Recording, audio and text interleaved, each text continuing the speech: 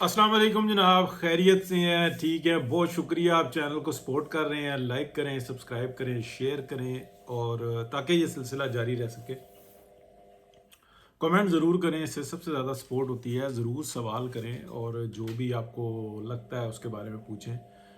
मैं कोशिश करता हूँ वक्तन फ़वक्तन उसका जवाब दूँ। अच्छा, बड़ी इंटरेस्टिंग आपको बताते हैं सूरत हाल के इस वक्त में। राइट, लेफ्ट और सेंटर तीनों जो साफ़ी हैं वो एक बात कर रहे हैं, मुसलसल कर रहे हैं कि जो जनरल हाफिज़ आसिम मुनीर हैं, क्या ये कल मार्शल लगा देंगे, कुछ टाइम के बाद लगाएंगे, क्या सूरत हाल होगी, क्या सोच है, क्या विचार है। देखिए, इसके बारे में मुझे कुछ मालूमात हैं, वो पुरानी हैं, कुछ मैं नई मालूमात जो ना वो दूंगा। ये जो एक निज़ाम बना हुआ है ना, जो इस वक्त में नज़र आ रहा है, अगर आप इसको देखें तो सितंबर 2021 से ये निज़ाम बना है। इसका कोई गारंटर है। गारंटर, चलिए मैं सीधे लफ्ज़ों में बताता हूँ कि इसके अंदर चाइनीज़ जो उनसे है ना, उन्होंने बहुत हेल्प की पाकिस्तान को बचाने के लिए और बड़े तरीके से की।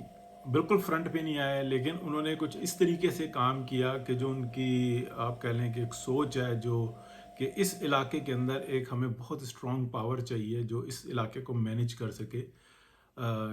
सी पैक के लिए उनका अपना इंटरेस्ट है और वो इस इलाके के अंदर बेहतरी चाहते हैं। वो ये बात जानते हैं कि अगर कल हमें अफगानिस्तान से डील करना होगा तो पाकिस्तान के थ्रू होगा, ईरान से डील करना होगा तो पाकिस्तान के थ्रू होगा। पाकिस्तान हमारा एक रिलायबल फ्रेंड है।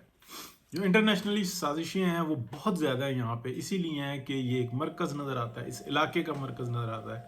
पाकिस्तान का इलाका जो बलूचिस्तान है वो इस एरिया का मरकज़ नज़र आता है। तो पाकिस्तान रिचेस्ट एरिया, बलूचिस्तान पाकिस्तान का रिचेस्ट एरिया होगा इन फ्यूचर। तो उसको डिवाइड एंड रूल और इस तरीके की बातें करके और इसको आगे चलाना चाहते हैं। अब क्या सेपरेशन के बाद अगर खुदा ना खास्ता इसको देखें, यही होती है एक पॉलिटिकल डिप्लोमेसी, या पॉलिटिकल डिप्लोमेसी नहीं, पॉलिटिकल जो सेंस ऑफ ह्यूमर होता है कि किस तरीके से। तो इसका एक वाहिद तरीका ये रहता है कि बलूचिस्तान को और सेपरेट किया जाए तो बलूचिस्तान भी तबाह हो जाएगा, बर्बाद हो जाएगा, बंजर बंजर से भी बंजर हो जाएगा। और इस पाकिस्तान के अंदर सिर्फ ये है कि ये जो खित्ता है वो अपने तौर पे खुशहाल और रहेगा, और सिर्फ कुछ इलाके जो उनसे है ना पोर्ट वाली साइड के, वो पाकिस्तान के पास ऑलरेडी हैं और वो खुशहाल होंगे। लेकिन वो इलाका जो है ना कनेक्टिविटी के लिहाज से वो एक सदियों के लिए जो है ना वो अफगानिस्तान जैसा बन जाएगा।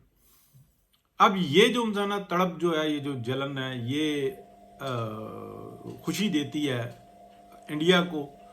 तो इसलिए वो जो है ना यहाँ पे बहुत ज़्यादा पार्टिसिपेट करते हैं दुनिया के साथ मिलकर। दुनिया के अंदर जो ताकत है, एक ही ताकत है जो कि सबको तबाह कर देना चाहती है। वो कहती है कि हम ही हैं इंसान, हमारा ही फ्यूचर है और हमारी ही जंग जो है ना वो अर्श अजीम के मालिक से है कि हमारे साथ ये ज्यादती क्यों की।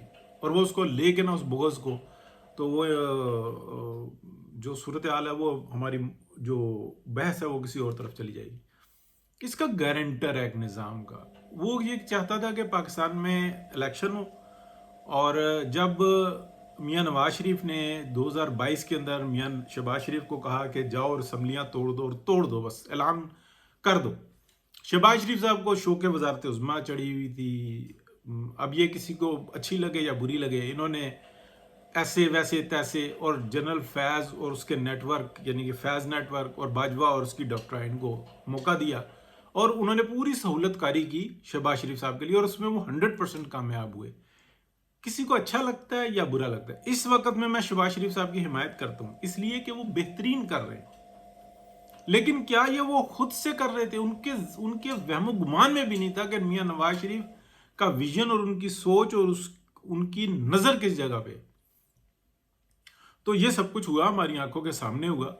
ये 2 नंबरियां हुई कि जी वो बजट कैसे पास होगा, यानी कि जनरल बाजवा जन्नमी को ये उस वक्त में एहसास था कि बजट कैसे पास होगा और ये इकॉनमी कैसे चलेगी।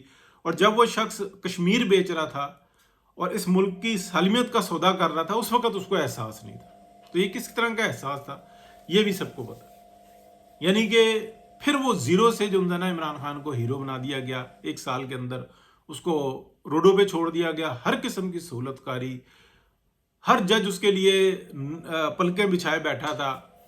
تو یہ سب کچھ جو ہے نا اس کے اوپر بات کرنے کی ضرورت نہیں ہے. اب اس کے بعد کیا ہوا کہ آرمی چیف لگانے کا موقع آ گیا، میاں نواز شریف نے اپنا فیصلہ سنا دیا، اس کے اوپر ہم ڈزنز آف ٹائم بات کر چکے ہوئے. پھر حافظ صاحب آ گئے. اس وقت میں یہ تھا کہ حافظ ڈاکٹرائن آ گئی اور یہ بڑی گہری ڈاکٹرائن ہے. حالانکہ میں خود بھی یہی بات کہتا تھا، لیکن حقیقت یہ ہے کہ بعد میں جب آنکھیں کھلی تو پتہ لگا کہ نہیں، یہ صورتحال کچھ ہو رہا ہے. میاں نواز شریف کا ویژن بہت بہت دور اندیشی ہے ان میں. انہوں نے یہ دیکھا کہ یہ شخص جو کچھ کرتا ہے نا وہ اپنے ڈپارٹمنٹ کے لیے کرتا ہے، یعنی کہ فوج کے لیے کرتا ہے، اس کے بعد پاکستان کے لیے کرتا ہے. لیکن جب وہ چیف بنا تو پھر وہ جو معاملہ تھا نا، وہ سوچ جو تھی وہ پلٹ گئی. پھر پاکستان پہلے آ گیا، ڈپارٹمنٹ بعد میں چلا گیا. یہی ایک حقیقت ہے، عمل انسان کا بتاتا ہے. تو عمل جو ہے نا وہ یہ نظر آ رہا ہے. تو پھر وہ شہباز شریف صاحب اور وہ ساری صورتحال چلنا شروع ہو گئی. تو بہرحال ہم نے بھی اپنی بات کرنا جو تھا نا وہ چینج کر لی.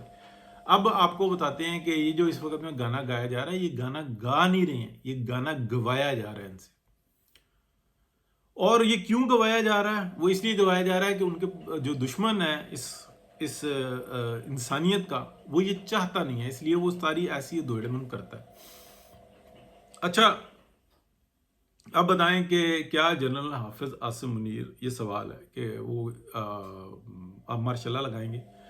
تو جو ابھی تک میری معلومات ہے اور جو سوچ ہے اس کا مجموعہ یہ ہے کہ نہیں لگائیں گے، یہ کسی صورت میں نہیں لگائیں گے. کیا 5 سال کے بعد جب ان کے ریٹائرمنٹ کا ٹائم آئے گا تو وہ ایکسٹینشن لیں گے؟